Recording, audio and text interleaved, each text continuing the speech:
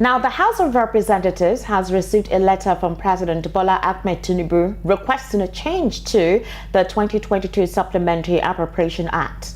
Now, according to him, the change will enable the federal government to obtain 500 billion naira for palliatives in order to lessen the impact of subsidy removal on Nigerians.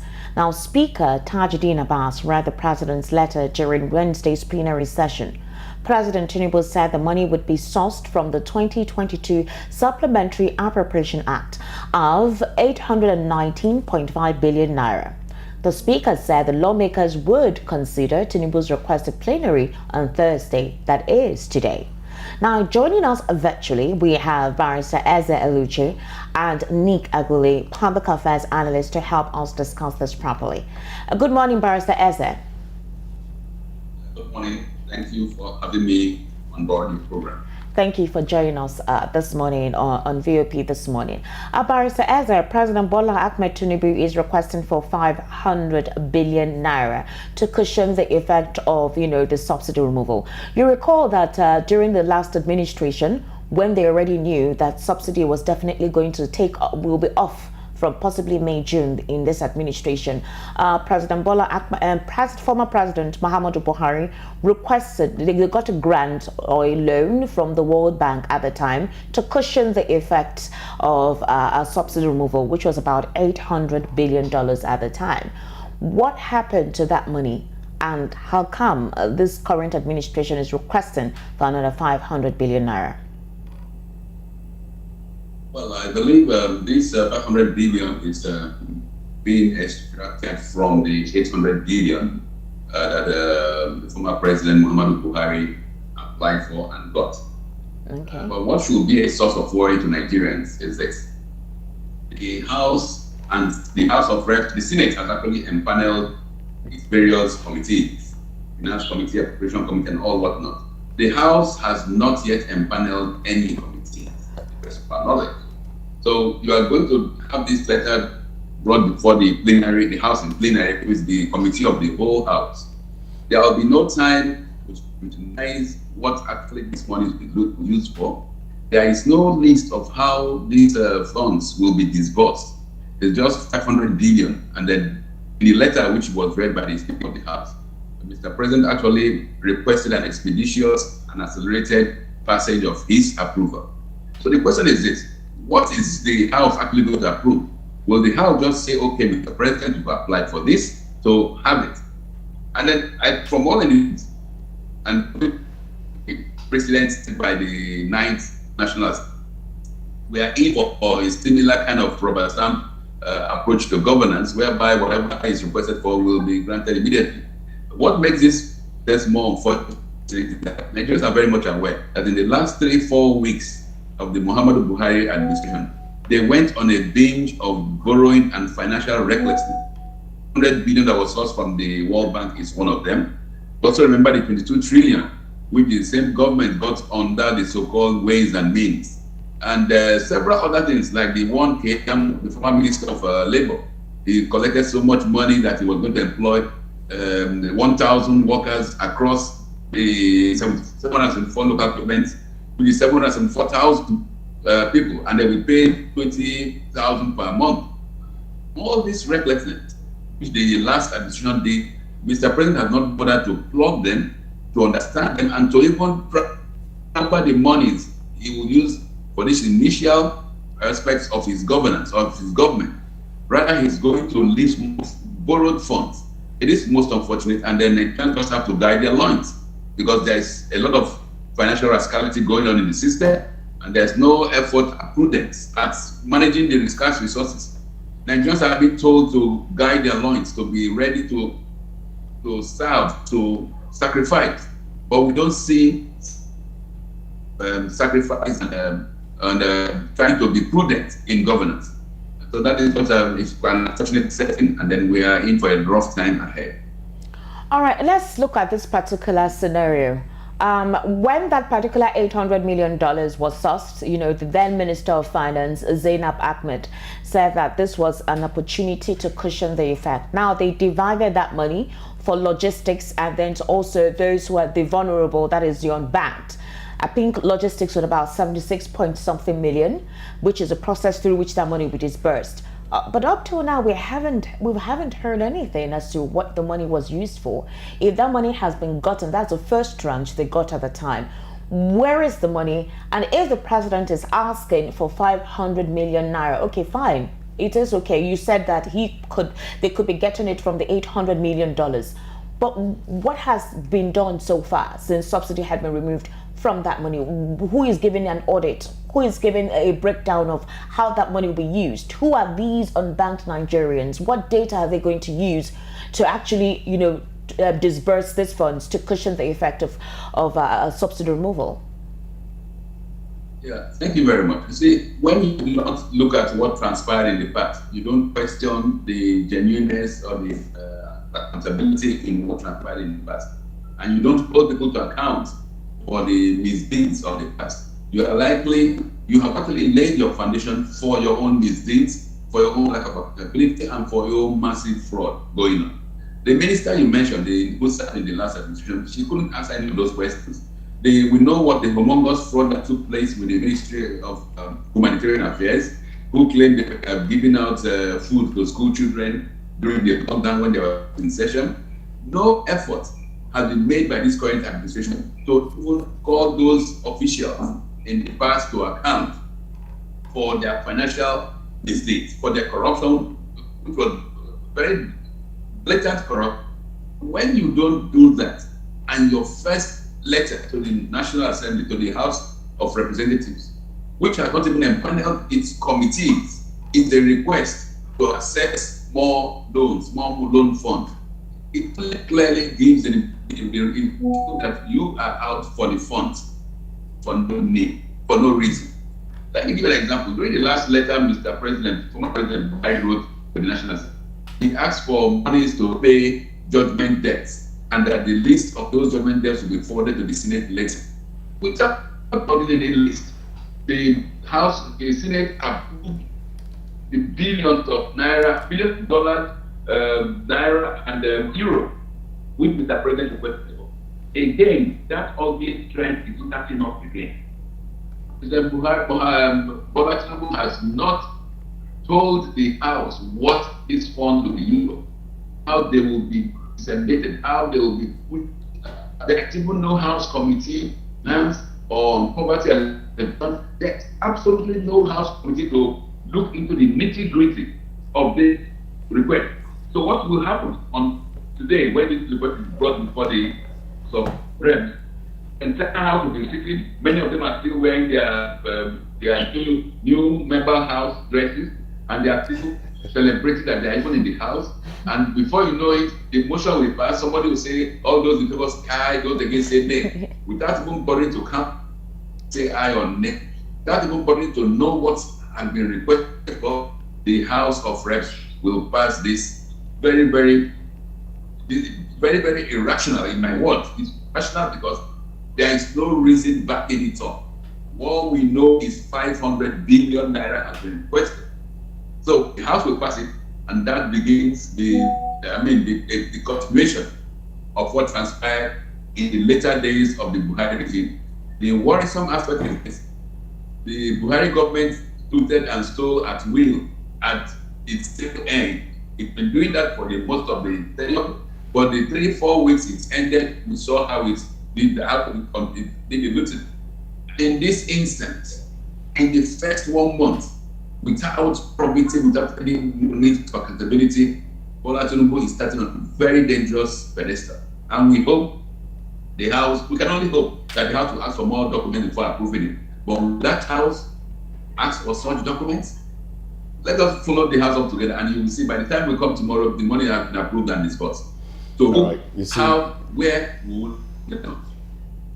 You don't seem to have faith in the House. You seem to have given up on the possibility of the House investigating before giving approval. But this is Moses. Sorry, let me just clear. It's not a matter of faith or not. Okay. There are no House committees. The proceedings of the National Assembly is that when letters are received, they will be sent to the appropriate committee to deliberate and look into the matters. In this instance, there is no such thing. So what do you want the plenary session to do? They will approve. Right. So it's not some don't say my hope or not my hope. It is the reality we have faced on ground. But there is an urgency to this because Nigerians are groaning under the effects of the removal of the subsidy on fuel. So Nigerians are groaning. NLC is yet to speak to the president on what the increase in salaries would be, and that now NLC is even saying, now that you're borrowing this is not even enough, and we are asking for 300% pay rise, and that's just the NLC. All right, that's just the NLC. We also know that there are other Nigerians who are not federal government workers and who are also affected. So don't you think there's an urgency to this? So whether there is a committee or not, shouldn't this be approved regardless? You see, when you create the urgency by yourself and you now use that urgency as an excuse, people have all the right to become very skeptical. How do you mean create urgency by yourself? No, that's what I want to explain. If you recollect, the Buhari administration had paid for subsidies up till the end of June. Okay. The subsidies were supposed to be removed by July. But this administration, right from the day of inauguration, announced removal of subsidies. So it created the urgency by itself. Okay. And it's now telling us that there's an urgency. No, my dear, there's no urgency. If things had gone their normal route, if things had been properly discussed, if the National Assembly had, since over 1 month now, they paneled its committees because they knew they were elected and they knew who would be the Speaker of the House. So you create the urgency, you now begin a fire brigade approach to quell the consequence of that urgency, and you not want us to sing hallelujah? Come on, we're not going to do that. Right things have to be done so that Nigerians will go to bed sleeping, believing that they have the appropriate people in charge of their finances. But so far, it's not that. That is not what is being portrayed. That is not what Nigerians are getting to see. That is not what Nigerians are feeling. We feel that this is a government that has, the first thing it's doing is, how does it further its next? How does it take care of itself? How will it spend N500 billion, which it has not even earned? How will it just pocket this money? Because for now, there are no discussions as to how it will be disbursed, who will get it. Who does not need 500 billion? Who can tell us in Nigeria now that with the increase in fuel, we don't need that? What would have been ideal was institutional safeguards, not paying monies into pockets of a few. Like I keep on repeating, the very terrible experience of Mr. Keyamo as Minister of Labor, as Minister of State for Labor, who said he was paying 774,000 Nigerians across the 774 local government areas. I have not met any Nigerian who says he knows somebody who knows who got that. All right, that money is just wasted. All right then. Well, we have Nick Agule joining us as well. Good morning to you, Nick.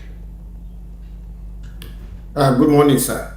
Good morning. Good to have you. Good morning to my co-panelists and good morning to our viewers. All right, my name is Moses and she is Esther, and it's really good to have you on the show, Nick Agule. Nick Agule is a public affairs commentator. Now we're looking at now. First of all, let me ask you, what were your thoughts when you saw this news that the president is asking for approval to get 500 billion naira from the Supplementary Appropriation Act of 2022 to cushion the effects of subsidy removal? What were your first thoughts? Thank you very much for the question. My first thought was that Nigeria is not ripe for this type of intervention because, number one, we don't have the data. I don't think the government, in all honesty, tell you categorically that who is a poor person in Nigeria that this intervention should be targeted at. Secondly, the question that came to my mind is that, is it going to be a one-off intervention or is it going to be sustainable? Thirdly, we have the issue of corruption in government, because we all know, and it is testified, that there's huge amount of corruption in Nigerian governments at all levels, federal, state, and local governments. So, in my mind, 500 billion is an interventionist fund that could be applied in other areas that can bring succor to the suffering people of Nigeria, rather than handing out cash of probably 5,000 or 10,000, someone 5,000 or 10,000 today, and they finish spending it. What happens tomorrow? So I would have preferred the government to look at other areas of intervention, which we can discuss in details. Now, what are those areas? Okay, so first and foremost, the first area for me is that we are into this fuel crisis because we have 4 refineries that aren't working.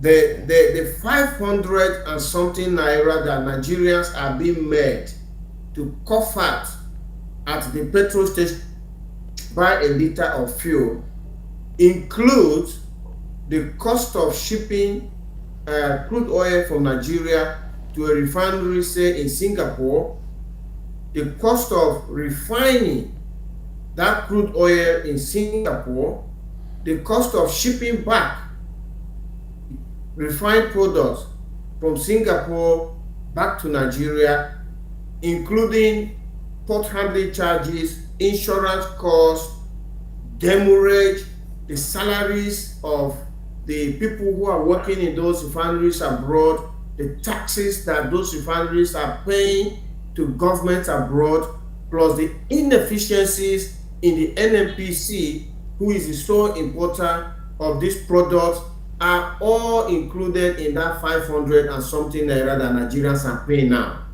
So if the government wants to offer palliative to Nigerians, the first thing to do is to reduce the cost of that 500 naira that we are paying at the pump. And the only way to reduce the cost of that 500 naira is to get our refineries to work. No, it's okay. It's not even 500 naira. It's more than that. In fact, in the southeast, they spend up to 1,000 or 1,200 naira of per liter of petrol at the filling station. So it's now beyond that. But in respect to what you just said, let's talk about the supposed Dangote refinery. According at the time when it was inaugurated, the plan, or rather what was stated, was that in August, which is in a few days possibly, that they will begin to disburse, or rather, get across petrol to most of the filling stations within the country. So we're supposed to have that succor. But we've not had any information as to what the plan is. We've not heard if the refinery, the Dangote refinery at Lekki is ready. We've not heard anything yet. And now the president is asking for 500 billion naira. When are we going to hear a positive development with the refinery to cushion the effects of importation? Thank you very much. I worked in the oil industry. I worked in the oil industry 20 years, upstream and downstream in Nigeria and abroad before I retired. And I can only imagine, I don't know the details. I don't work in Dangote refinery. I don't know what's going on there. But I can only imagine the challenge that they have. For me, Dangote refinery was not even got right from the inception. You don't go and design and build a single line 650,000 barrels refinery. It's a large project. It's huge. Except you want to win a Guinness World Record, World Book of Records, or Guinness Book World Record, to say you have the largest single line refinery in the world. Otherwise, the problem they are facing there is that if you have a single line refinery, everything has to be working 100% correct for a refinery to produce a single liter of product. Because anything that is wrong, because it is a single line refinery, that refinery is going to shut down. What other companies do, like the international companies that I work for, is to build, like Dangote refinery could have been of 200,000 each. Meaning, no, we didn't even get if that. one line We didn't get that. the other line can be working. Hello, Nick. You know, Nick, we'd like for you to repeat what you said, because there was a little glitch in the network and we lost out on what you said. So can you please just go back and repeat it? Okay, yes. So sorry about that. So what I was saying, that the Dangote refinery design ab initio has issues, because they put all their eggs into one basket. They put 650,000 barrels refinery into a single line. So what that means is that anything that is wrong with that line, any little thing that is wrong with that line, then refinery has to shut down.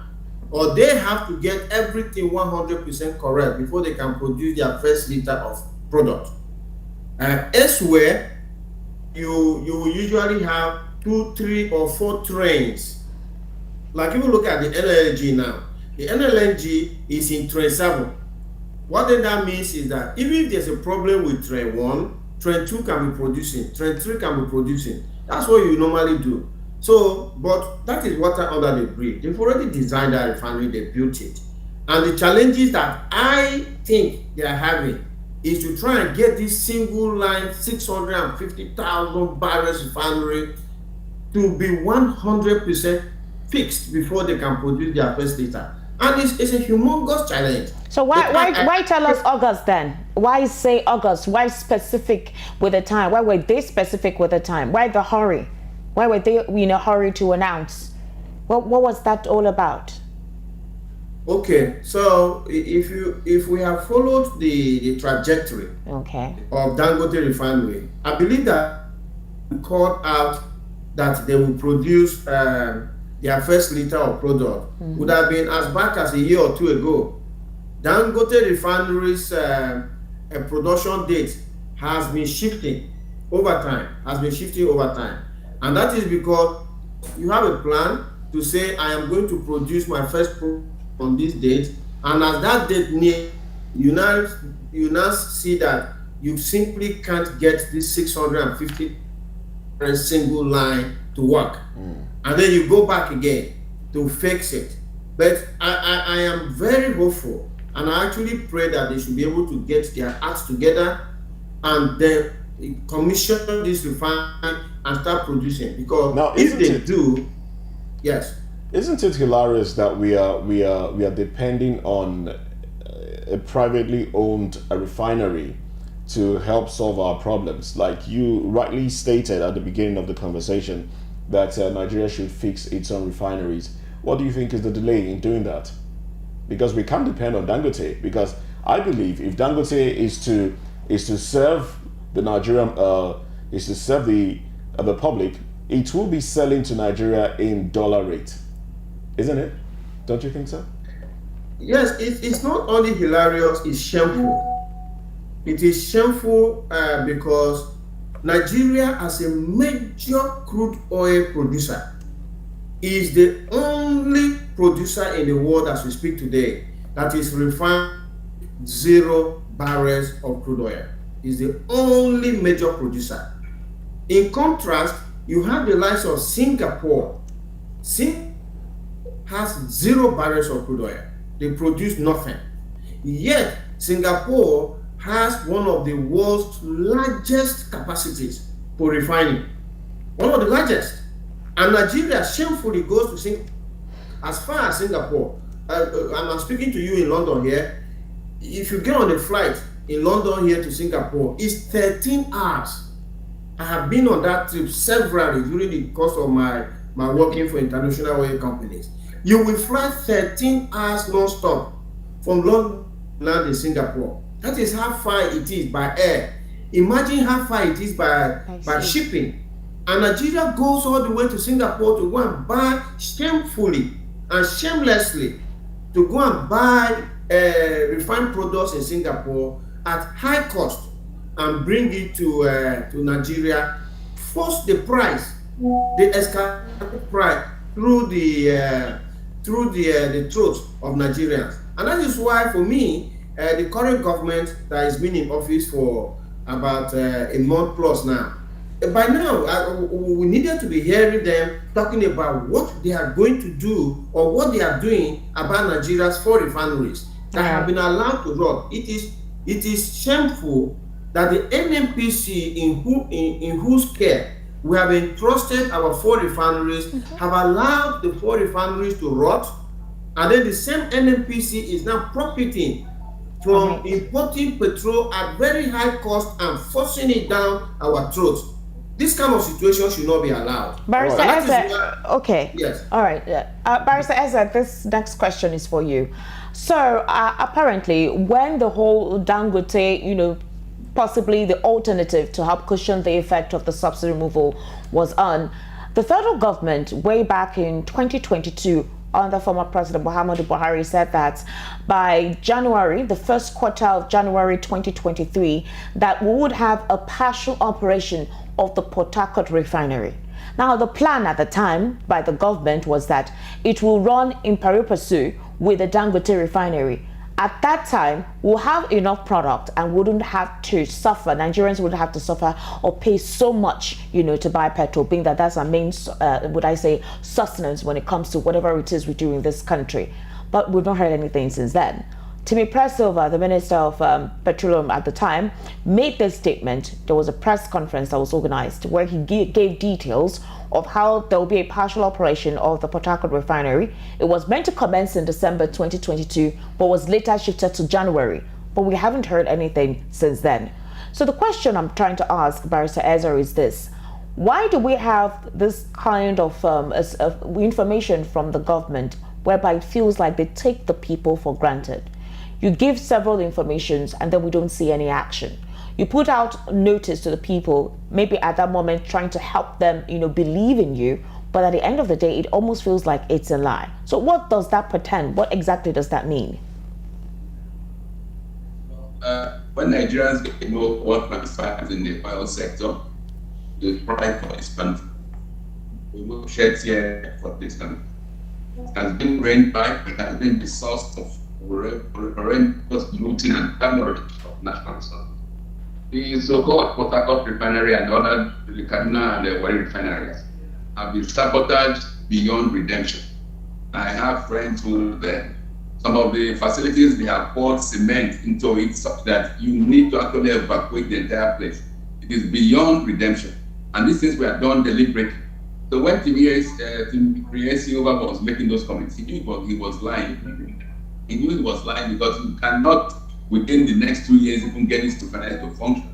They have been sabotaged beyond redemption and deliberately sabotaged. And it's with connivance with even the top echelon of the NNPC. Because at the points of sabotage, you can actually monitor and know who is doing what, who did what, who is to this machinery, who poured cement, raw cement into some facilities to make sure that they are fully messed up big time.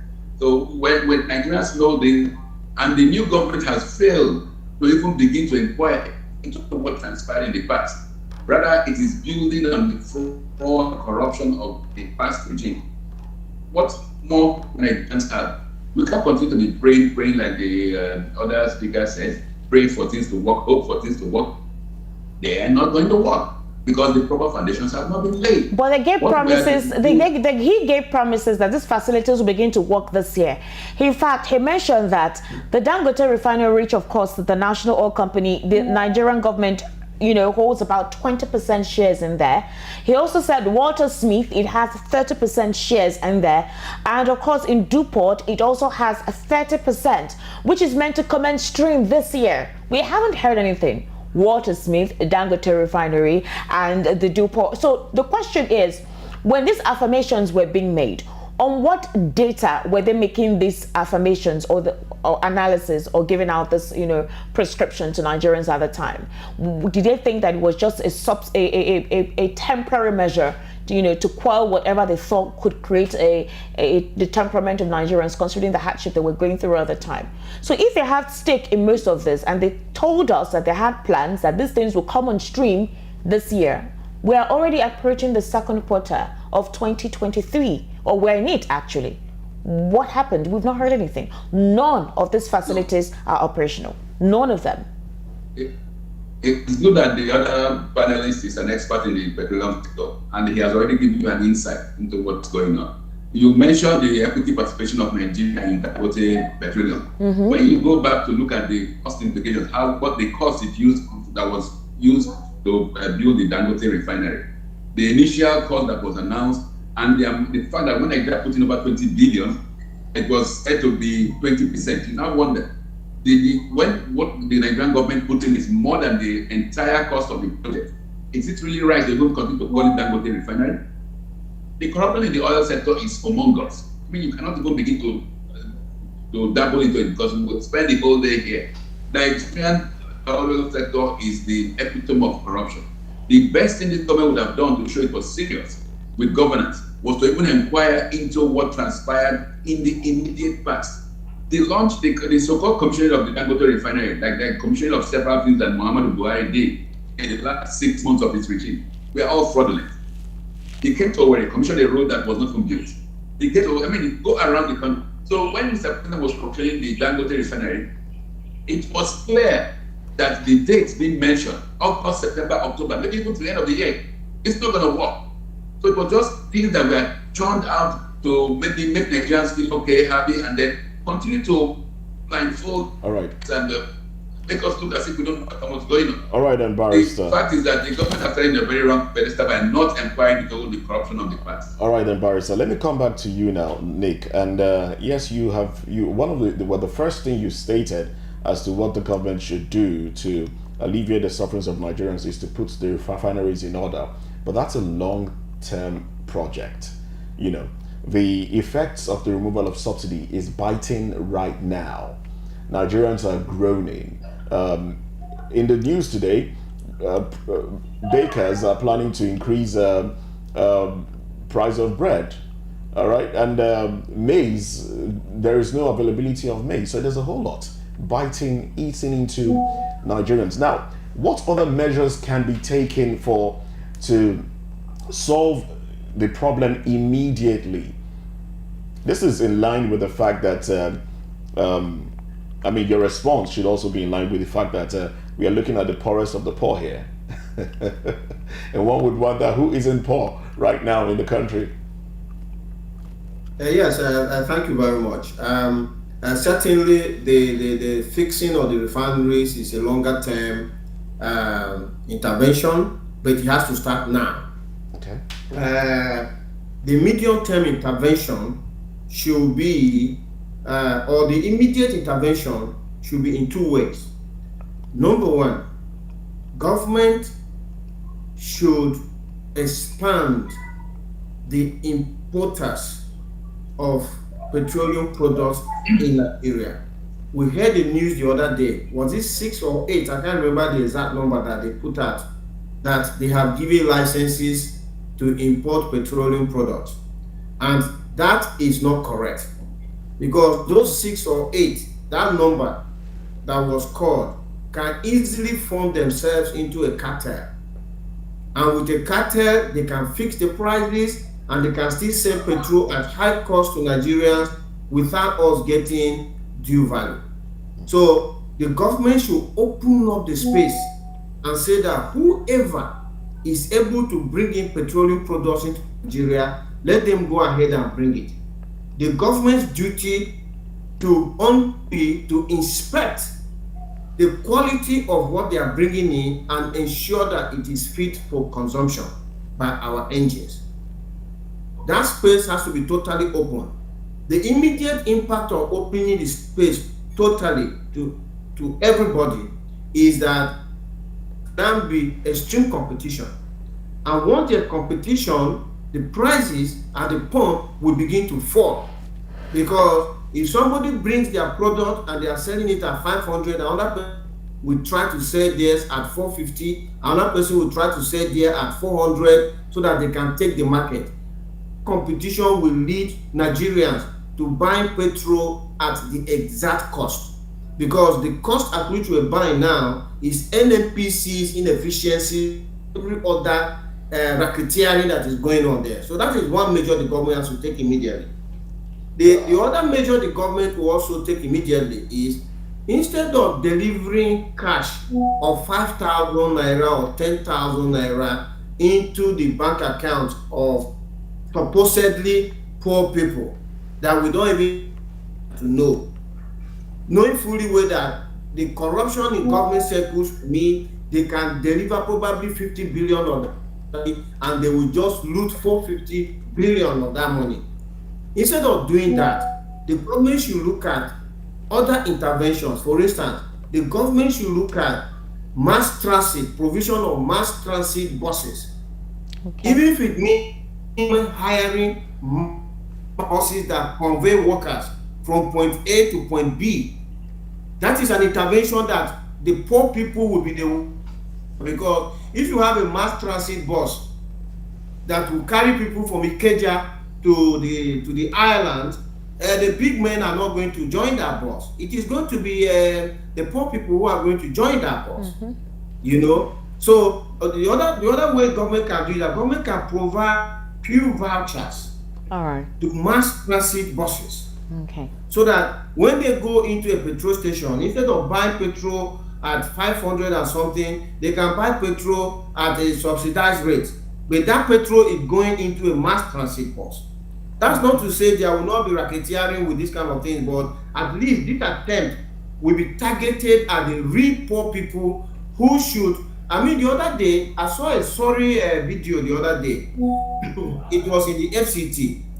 The FCT authorities went around and arrested motorbikes, which we call Okadas.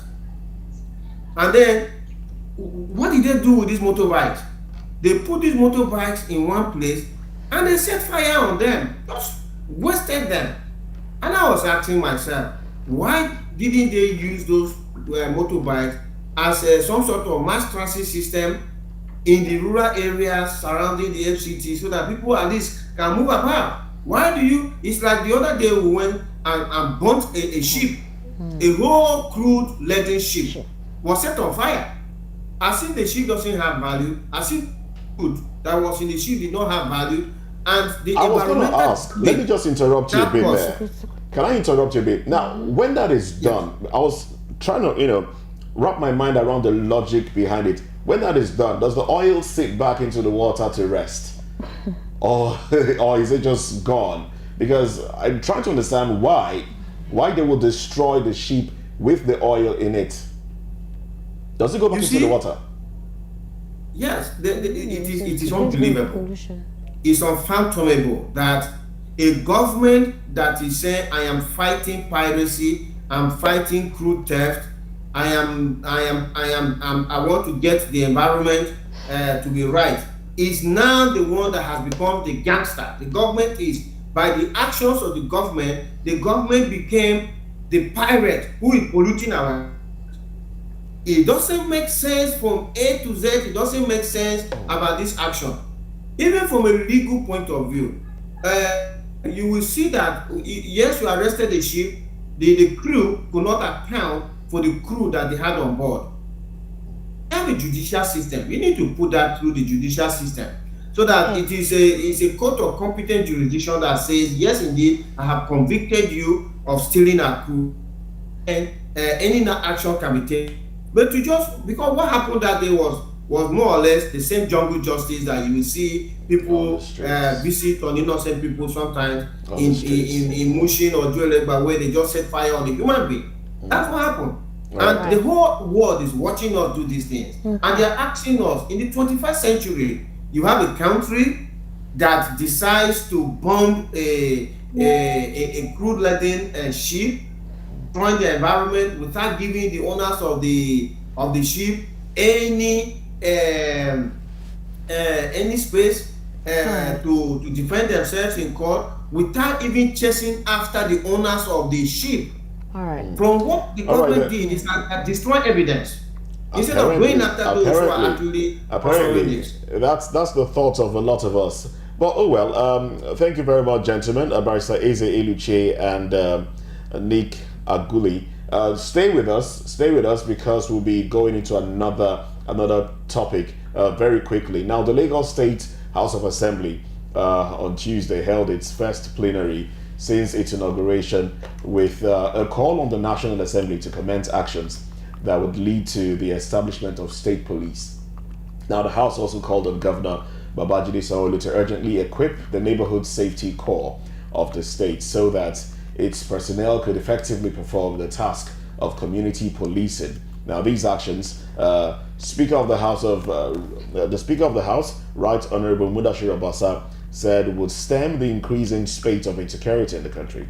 Now, Dr. Obasa also noted with concern recent attacks on communities in some states of the Federation, with many people losing their lives and belongings. Now, he also said, though the Lagos Assembly had consistently clamored for the establishment of state police, it is an appropriate time for the Senate and the House of Representatives to begin an amendment of the Constitution to contain the creation of the alternative policing system. Now, the motion was supported by other lawmakers who complained about the inadequate number of police personnel in Lagos and also suggested police reforms at the national level. Now, lawmakers argued that the establishment of state police would boost employment across the country. Now, this is another conversation. State policing. It's a conversation that has been ongoing for a while now.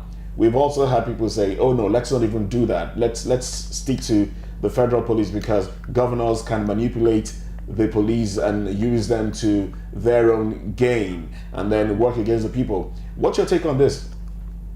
I'm starting with you now, Barrister Eze.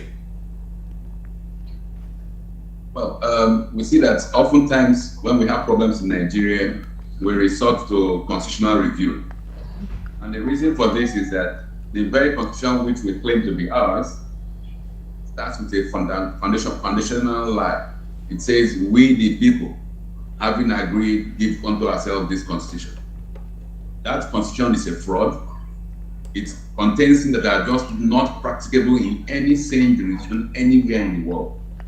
Like this issue of state police, that it's a recurring decimal. There is simply no how it makes any sense for a one police force located or with headquarters in Abuja to be the sole policing entity for a contraption of over 200 million people. It simply will not work. In some climes, you have college police, community police, county police, local government police, state police, regional police. A country that has just one Nigerian police force, and you need instructions from somewhere in Abuja to address a criminal act in Iboguta, in Ikorodu, or in some other obscure location, it simply will not work. I don't know how, and we keep on going back constitutional review. It's a recurring decimal. Let me give you a typical example of one life incident. A robbery took place in somewhere in Edo State, in a bank. The bank was robbed clean, and the robbers took off and moved. Now, how were these robbers stopped? The communities around were informed that a robbery was taking place. All the communities, their vigilantes, blocked their various routes so that wheresoever the criminal gangs were now taking, the road was blocked. So after 2 trials from 2 exit roads, and all the roads were blocked, they had to abandon the loot and their car and take off by road by legs. And of course, they were apprehended. That is, but if there was because of the fact that there was community vigilante, which should actually be empowered with weapons to the community police, that is how that incident was stopped. Imagine community in Nigeria has it would be impossible for any criminal gang to rob in one place and move more than 3-4 communities. If you overrun first community, one of the second community or the third, you will be caught. But you have incidences of a kidnap taking place in Lagos, and they are able to take the victim 500 kilometers away. So community policing is what must be done. We have fundamental issues, and the fundamental problems with this country is not just this ad hoc reference or repairing of issues of community police today. There's the power to revenue mobilization.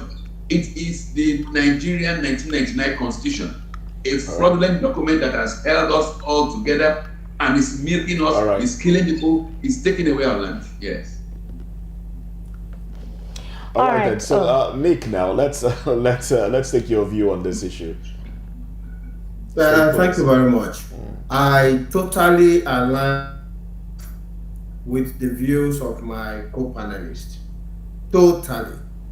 I agree with him 100% that what we call today a constitution is a contraption that was put together by General Sani Abacha in his bid to transmute from a military junta leader to a civilian leader, but still have junta powers, unitary powers. So the barrister has accurately stated that the constitution is a lie. He says we the people will never start to do this, and then the constitution calls us the Federal Republic of Nigeria. We are not a federal republic.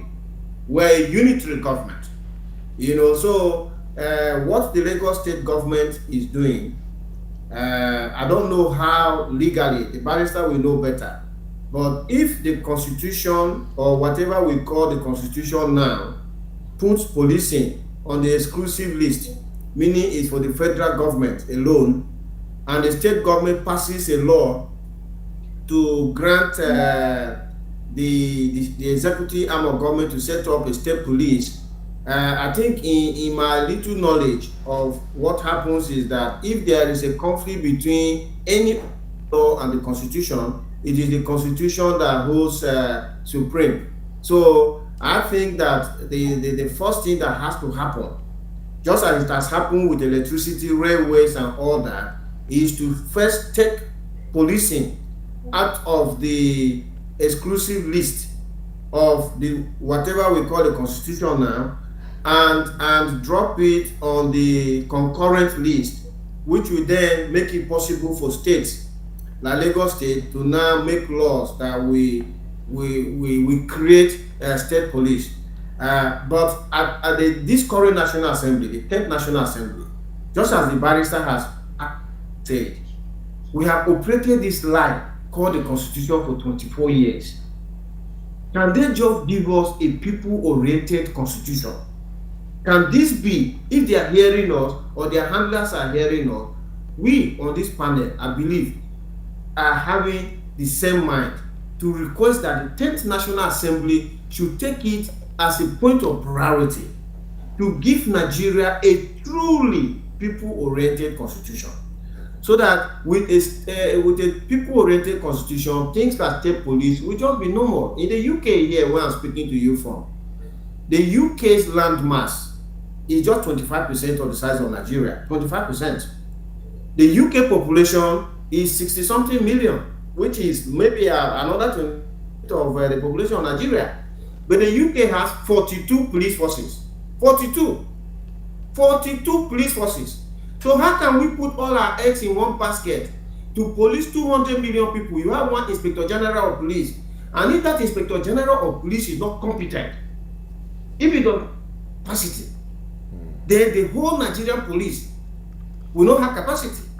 But imagine if we have, even start with state police, we have 36 state police forces and the FCT. If like 15 of them don't have capacity, at least 15 others will have capacity. So for Nigeria as a country, we will still have effective policing in more states than we have now. So it doesn't really make sense that we are putting all our eggs in one basket. Policing is meant to be very local. But the military did all this kind of central policing because the military think about, command and control, and every power has to be the commander-in-chief and all of that. All right, Barrister. All right then. Barrister Eze, if this is done, we know that already as it is, some states cannot pay their workers. They are owing their workers as it is. If we now make state police, make it available with what we have on the ground now, do you think they will be able to pay? And if they are not able to pay, what do you think will happen? Will the police be? I mean, we know what the police is doing already. They are poorly paid as it is. Thank you very much. You see, the issue is not paying the police or not paying the police. The thing is, corruption is endemic in this politics. And then if we address corruption, those issues, if they cannot pay state police, but all the governors can afford to be flying around with their private jets, hiring private jets and moving around with a very long convoy. So the issue is not the matter of paying. The funds to pay this or whatever is there. But the reality is, do we have the willingness? Are we prioritizing security of our people, or are we prioritizing just the security of the individuals who occupy political offices? What the few police that are even available, a governor will have up to 20 or 30, another person will have about 30 or 40. Then when you call a politician to assist, they don't even have any policemen to respond to emergency calls. But regarding the constitution, which my co-panelist mentioned earlier, if you recollect, Nigeria in that same constitution is said to be a secular state. But we were all present when states in the northern fringe of this country, Zamfara, Kanu, Sharia, the Islamic religion, as their state religions. Because you can only adopt Sharia when you have now said you have a state religion, you now equip it, and you are now able to function, make it function, have Sharia courts and all that stuff. If they can disregard the constitution to that extent, why can't the states who feel that security is a prime issue also go ahead? You may avoid using the word police like the southwestern states have done, altruistically, by having what they call Amoteku. Equip them, say that, okay, they are not going to be polices, they are going to be Amoteku. Amoteku is not in the constitution. You equip them, and you say you equip them sufficiently. And then they now move and then do the next, ensure that your people are protected. But we have to be careful with that, because we also know what's happening in Igbo State, where the government has created an Ebubago and populated it with men activists, Asari Dokubo and his gang, who are now going about killing people in the state. So the issue is, you can circumvent that constitutional restriction, and it has been proven in the southwestern states. Have the guts to equip your local police or your local vigilantes, whatever name you call them, and then give them instruction that they should protect the lives and the properties of your people. There is no constitutional impairment to any governor or local government official from protecting the lives and properties of their citizens. So under that guise, state policing or state amoteku or state whatever can take effect. We don't have to wait for constitutional amendment. If the northern states did not wait for constitutional amendment to adopt a state religion, to adopt Sharia system, then you don't need it. Because in reality, like I keep on saying, the Nigerian Constitution is a fraudulent document which has long expired. Right. In actuality, there is an existing major.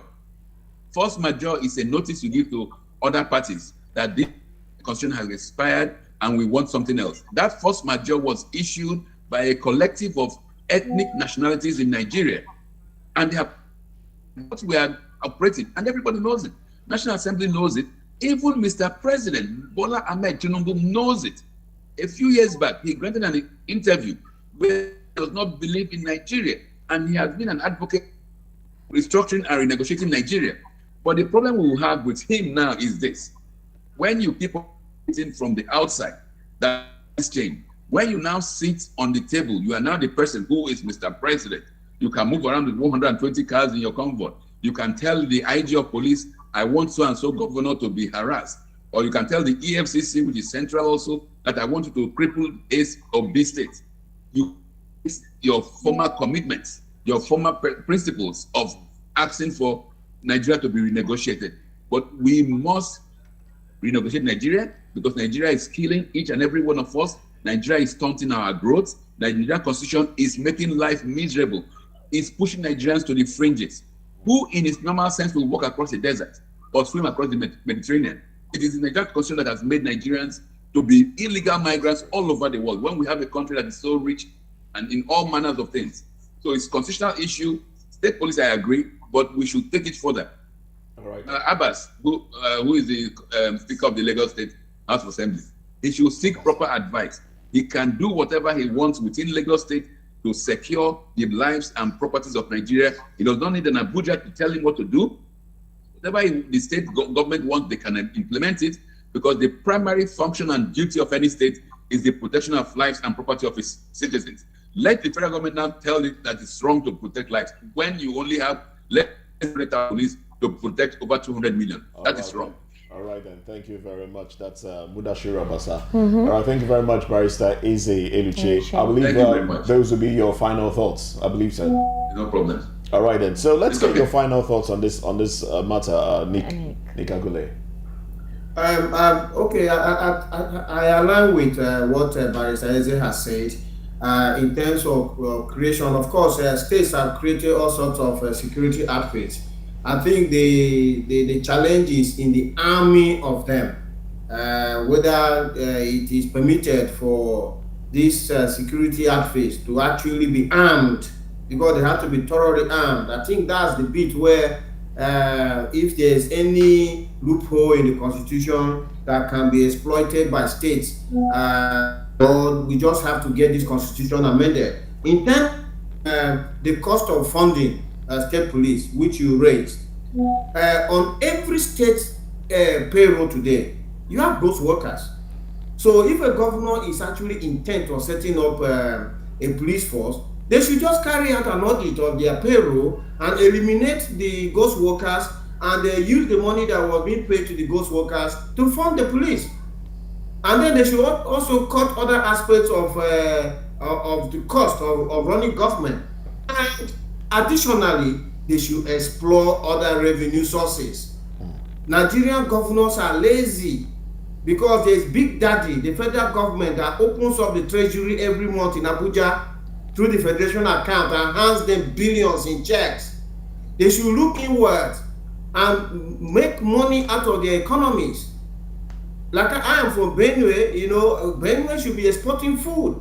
As we speak today, we should have hundreds of ships vetted in Calabar port to take food out of Benue to the world, to the 8 billion people in the world, and those will fall in Benue. There is no state in Nigeria that is not viable. Every state in Nigeria is either having mineral resources beneath the soil, or agricultural land, or tourism potential, or some resources that can be tapped. So let them do that, and then they will have money to fund the state police. All right, thank you very much, Nick Agule. I must say a very big thank you to you, gentlemen, for coming on the program.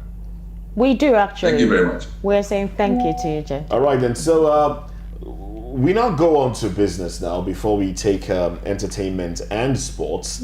From the world of business, we have the management of Ibadan Electricity Distribution Company has announced an upcoming upgrade for its standard transfer specification prepaid meters to enhance efficiency and align with global standards. The upgrade, known as Token Identification Rollover, aims to ensure the continued seamless operation of prepaid meters while maintaining customer satisfaction.